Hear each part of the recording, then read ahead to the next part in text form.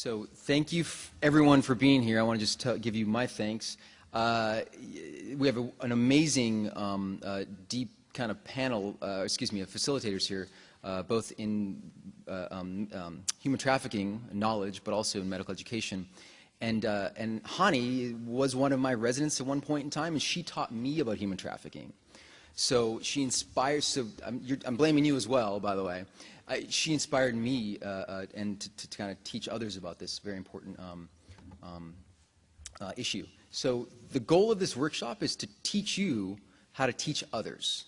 So it's not just imparting information about trafficking on, to you. It's teaching you not only the content, but also the methods needed to teach your learners in a clinical environment about trafficking.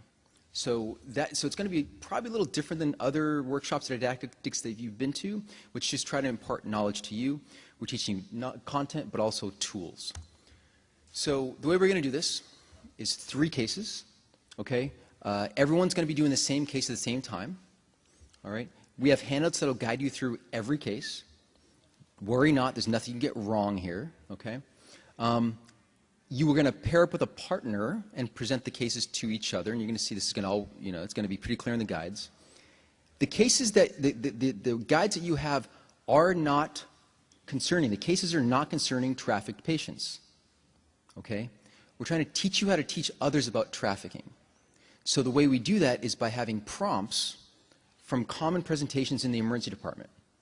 So you see somebody with musculoskeletal back pain who's probably not a trafficked patient, and you can use that to teach your learner about trafficking using these tools, okay? The handouts offer you support. There's going to be QR codes, which we're going to get to in a minute, and those QR codes are basically ways to easily access these handouts in the clinical environment when you have a minute or 2 downtime. These really shouldn't take more than 3 or 4 minutes to use in the clinical environment to teach your learners about this content, okay? There's some redundancy within handouts and between handouts. That's just basically to help your learning and to help your learners' learning as well. So if we mention something twice, it's there for a reason. And there's some unique learning methods based on adult learning theory and principles. So in a minute, we're going to pair up. One partner is going to be the instructor. The other partner is going to be the learner. The instructor is going to be attending every time. The learner may be a resident or a medical student or a nurse. Okay? And there's going to be 3 cases. You're going to take turns. Instructor for case 1 is going to be the learner for case 2 and vice versa. And then going to switch, okay? It's going to take about 7 minutes each. Okay? The top box on the handouts, which I'm going to show you in a minute, are the instructions. I know this looks like, oh my God, what is it? It's like information overload. The top box where it says, on the top left, it says start here.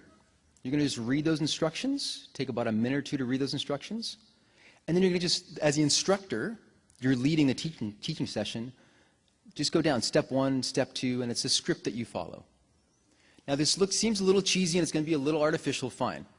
The goals of this is so that when you pull this up in the emergency department, you use this 2 or 3 or 4 times, and by practicing it, right, you will learn this script and you will learn how to teach others about the most essential information, which is all in bold and underlined. It's also repeated at the end again. So again, just go through it, give it the college try. The other one is a learner guide as well, which is a lot more straightforward, okay? And again, just go step by step following go on down, okay? So 1 minute to read the instructions, 6 minutes to teach. Handouts have everything you need. There's a QR code on each instructor handout, and I'm going to leave it up here as well.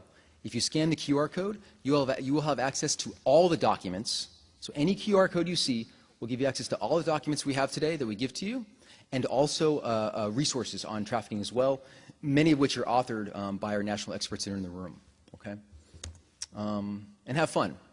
This is a very heavy topic. It can be challenging in lots of ways, but I think that hopefully this exercise will introduce some fun to the activity. All right? So with that, I'm going to leave you in the capable hands of your instructors to introduce themselves real fast, and then you guys are going to pair up, okay? Thank you, everyone.